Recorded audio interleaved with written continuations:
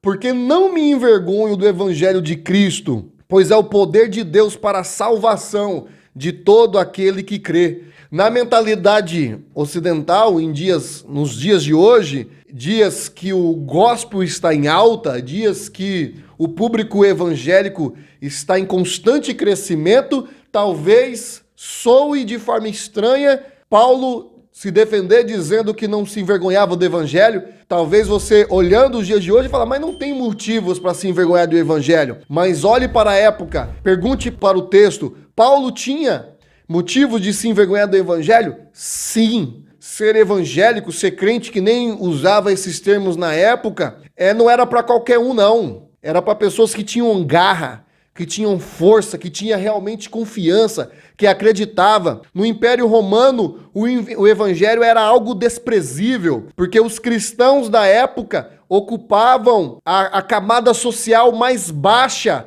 da sociedade romana. Os cristãos da época eram formados, em sua grande e maçante maioria, por pessoas pobres, por escravos. Tanto que Paulo, em Romanos 1:1, no primeiro verso dessa epístola, Paulo começa assim, Paulo, escravo de Jesus Cristo, porque ele começa esse texto como escravo de Jesus Cristo para se solidarizar. Para o leitor original, os que estavam em Roma, se identificar com Paulo, porque eles eram escravos de Roma, eles eram escravos, tinham senhores, tinha patrões, para vocês entenderem, e Paulo inicia esse texto dizendo, eu sou servo de Jesus, para se identificar. Isso mostra que os cristãos ocupavam a camada social mais baixa da época, por isso que ser um cristão era desprezível, é totalmente diferente nos dias de hoje. Vamos analisar também sobre o que é o evangelho.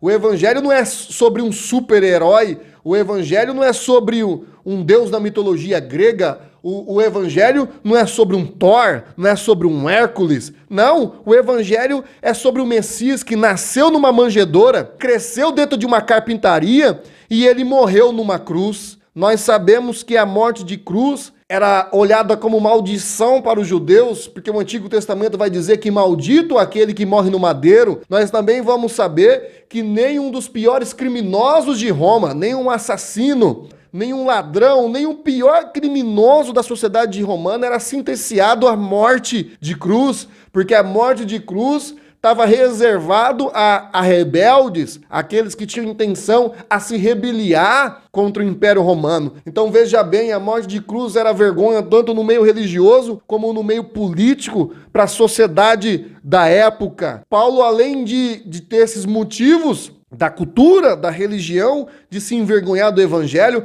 Paulo tinha motivos pessoais para se envergonhar do evangelho. Por causa do evangelho, Paulo passou fome. Por causa do evangelho, Paulo passou frio. Por causa do evangelho, Paulo passou sede. Paulo passou todos os tipos de privações.